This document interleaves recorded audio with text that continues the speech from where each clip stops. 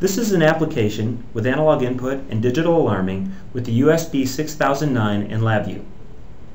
It's the same with any NI-DAC MX device.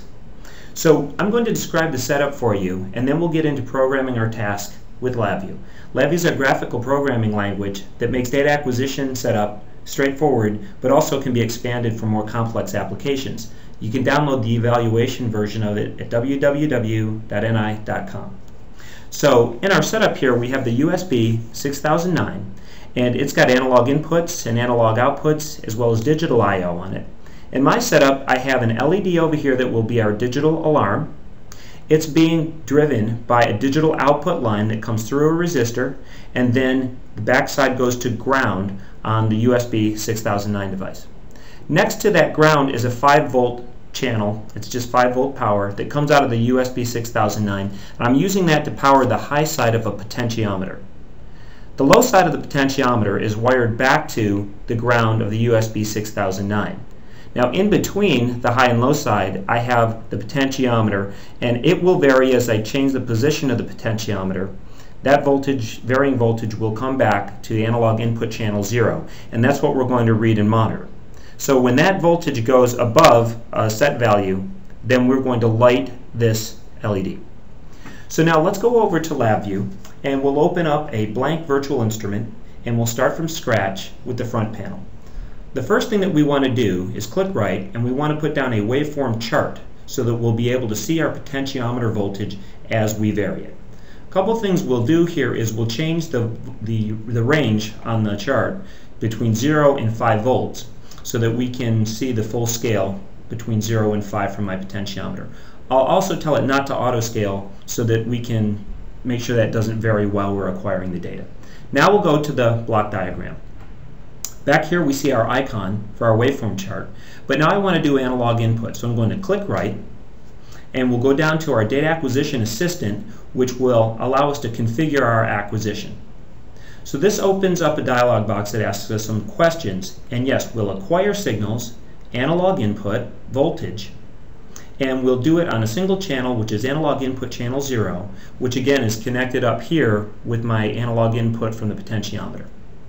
We're going to tell it to be plus and minus 10 volts because that's the voltage range of this particular device, the USB 6009. Our configuration for the input will be reference single-ended, and then finally we'll tell it to take a single sample on demand.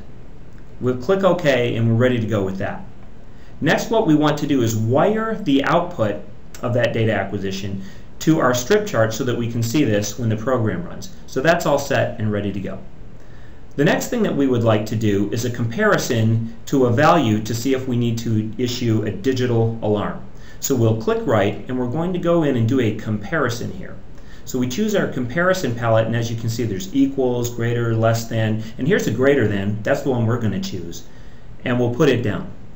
Now what we're going to do is take our data from our analog input, and we're going to wire it up, and then we're going to compare it to a value. So I'll create a constant here, and this constant we're going to set, and I'm going to choose 2. So anytime the voltage from our potentiometer over here exceeds 2 volts, then we'll get a true that comes out of this comparison. Next we need to go and generate our digital output. So we're going to click right, and we'll go back and get another DAC assistant, and we'll put it down, and this time we're going to tell it to generate signals. So we'll choose generate signals, digital output, and then on a single line, and then we're going to choose line 1 because right here I've chosen line 1 for the output. So we'll say finish, and in fact this is ready to go. So we'll say okay, we don't need to make any modifications there, and then we're good. So we'll take the output of our comparison, which is a true or a false, and we'll wire it up to our DAC assistant, which is digital output at this point, and that's going to go ahead and issue that alarm. The other thing that I would like to do is wire that 2-volt level up to my waveform chart and combine it with my potentiometer input. So if we just clean that up, you can see now I'll show you both of those on the strip chart in the front. Now we want to put a loop around it so that it runs continuously, so we'll grab a while loop, we'll put it around this, and then I need to tell it if I want it to stop, which at some point I probably do. So I'll create a control. Now I have an on-off switch on the front panel. Now we're ready to run this program. So we'll go ahead and we'll click run on this, and I'm going to go ahead and dim the lights so that you can see the LED when it lights up a little bit better. So as I turn this now, you can see that this changes position. It's going up and down a little bit, but if it gets up and it exceeds above our 2 volts, then our alarm comes on.